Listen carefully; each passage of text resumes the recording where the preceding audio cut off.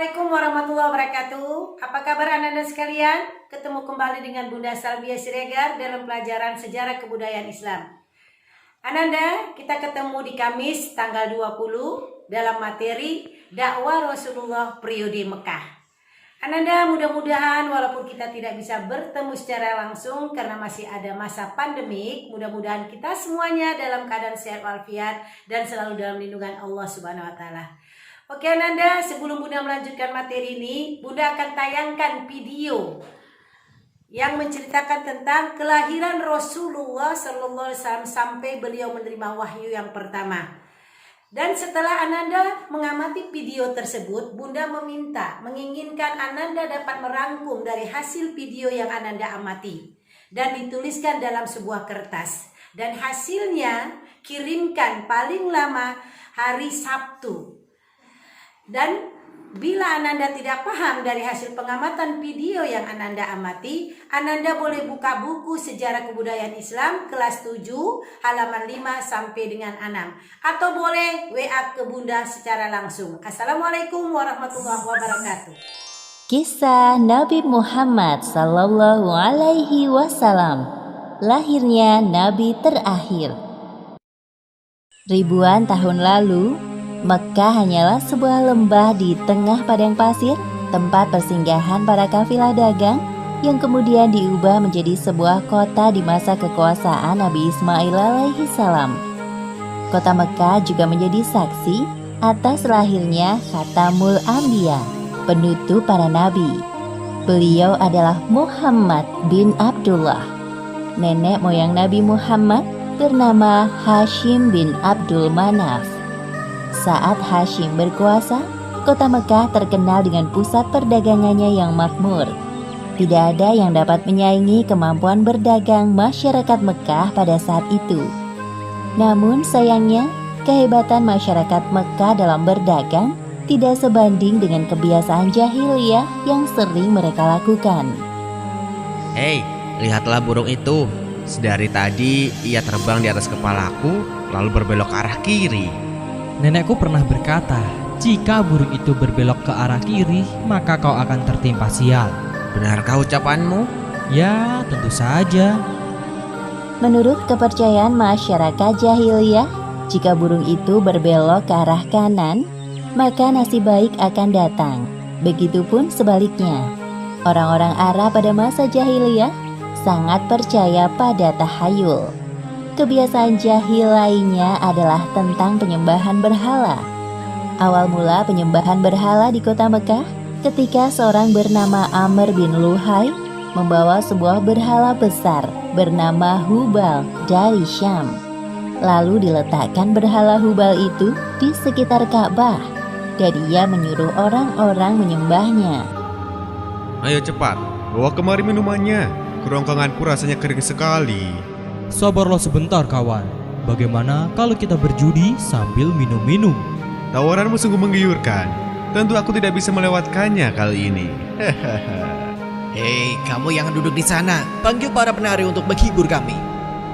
Tidak hanya berjudi dan minum arak, pencurian, perampokan juga hal yang sering terjadi. Sasarannya orang asing yang mereka temui di jalan. Hei kau, cepat turun dan serahkan semua harta yang kalian bawa. Mulai saat ini, kau dan istrimu adalah budak di rumahku. Kalian berdua jangan sekali-kali berani melawanku, atau nyawa kalian melayang. Tak terasa tahun demi tahun berlalu dengan cepat.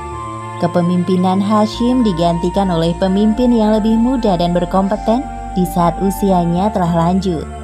Sebelum beliau meninggal, Hashim mewariskan banyak sekali harta kepada Abdul Muthalib. Wahai keponakanku, semua ini adalah harta milik ayahmu. Kau pantas mendapatkannya. Terima kasih, wahai paman. Aku akan menggunakan semua harta peninggalan ayahku untuk kebaikan. Saat ini, Abdul Muthalib berperan sebagai sikayah, yaitu orang yang bertugas menyediakan air dan makanan bagi pengunjung Ka'bah. Saat itu Ka'bah sangat ramai dikunjungi oleh orang-orang, melebihi gereja Al-Quds di Yaman milik Raja Abraha. Namun seiring berjalannya waktu, persediaan air semakin menipis. Pada saat itulah Abdul Muthalib teringat tentang cerita sumur Zam-Zam.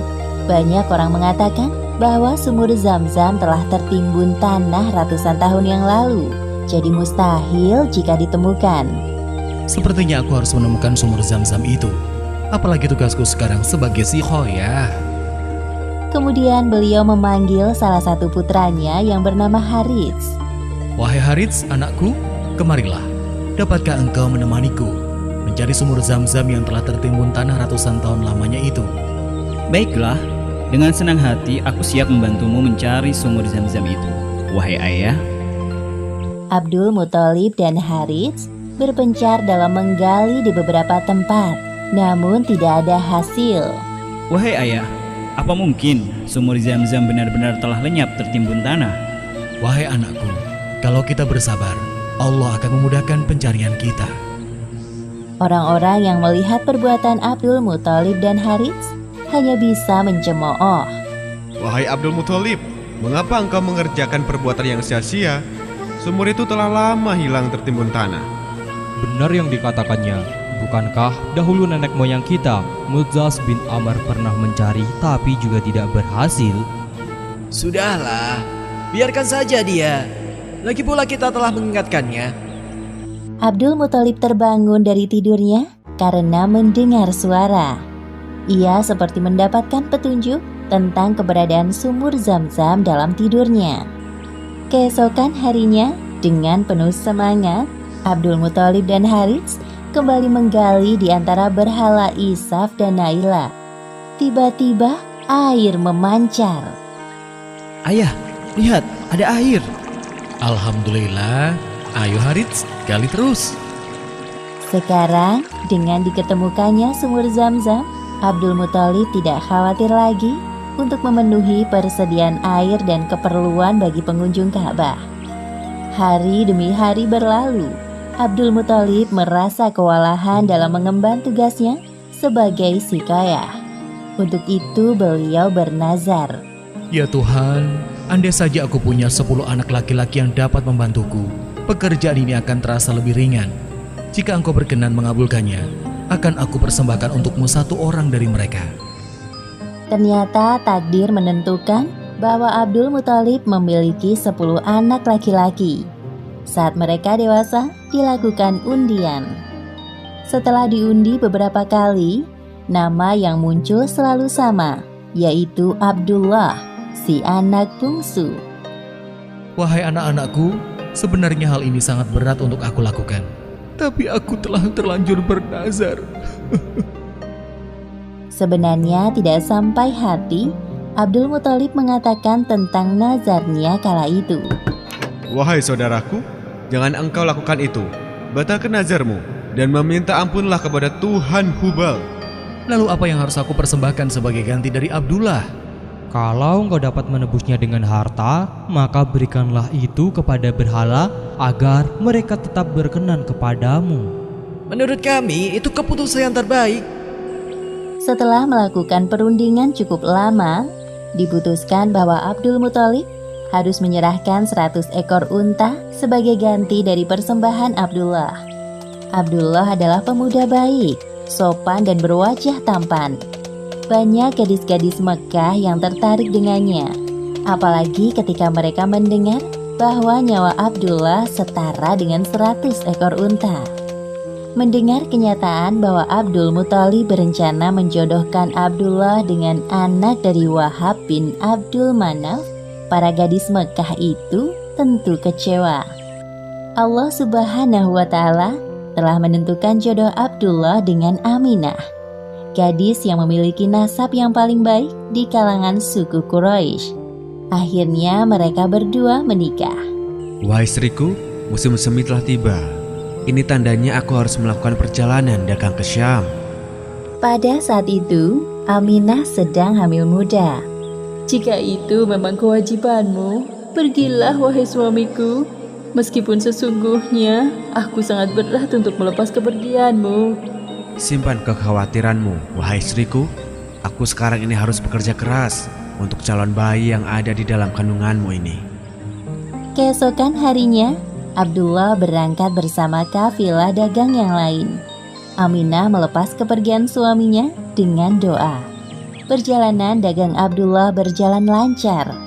Dalam perjalanan pulang, Abdullah singgah di Madinah untuk menemui sanak saudara dari ibunya. Ketika beristirahat, tiba-tiba Abdullah merasakan kesakitan dan merasa tidak sanggup melanjutkan perjalanan. Wahai kawanku, sepertinya aku tidak sanggup untuk melanjutkan perjalanan ke Mekah. Tolong sampaikan kabar tidak baik ini kepada ayahku. Baik, wahai Abdullah, aku akan menyampaikannya kepada Abdul Muthalib sesampainya di Mekah. Ketika berita itu sampai ke telinga Abdul Muthalib, beliau segera menyuruh anak sulungnya, Harits, untuk melihat kondisi Abdullah dan mengajaknya untuk pulang ke Mekah.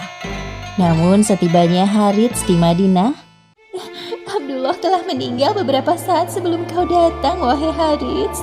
Inna lillahi wa inna ilaihi raji'un. Semua anggota keluarga Abdul Muthalib berduka mendengar kematian Abdullah. Tentu saja Aminah lebih berduka karena kehilangan suami yang sangat dicintainya. Wahai bayi yang ada dalam perutku, semoga kelak engkau tumbuh menjadi orang yang bermanfaat bagi sekitar, seperti mendiang ayahmu, walaupun kalian belum sempat bertemu. Abdullah meninggalkan warisan berupa beberapa hewan ternak dan seorang budak perempuan bernama Ummu Aiman. Pada tahun kelahiran bayi Muhammad, terjadi peristiwa penyerangan yang dahsyat oleh Raja Abrahah dari Yaman. Saat itu Mekah dipimpin oleh Abdul Muthalib.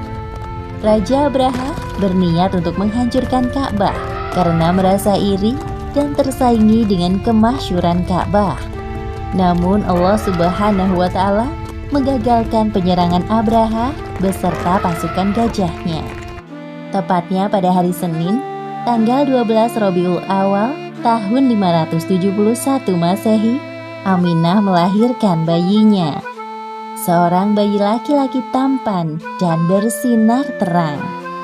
Semua keluarga besar bersuka cita dengan kelahiran Muhammad, seolah-olah Abdullah hadir kembali di tengah-tengah mereka. Kehadiranmu mengingatkanku pada ayahmu. Sungguh, memandang wajahmu mengingatkanku akan ayahmu, wahai cucuku. Dengan penuh sukacita, Abdul Muthalib menggendong cucunya untuk bertawaf di Ka'bah. Ya Allah, terima kasih atas hadiah terindah ini. Aku sangat bersyukur atas kelahiran bayi ini. Akan kuberi nama dia Muhammad. Setelah lewat 7 hari, Abdul Muthalib menyembelih unta sebagai ungkapan rasa syukur atas kelahiran bayi Muhammad. Wahai Abdul Muthalib, siapakah nama bayi ini? Aku memberinya nama Muhammad. Semoga kelak bayi ini menjadi orang yang terpuji dimanapun ia berada.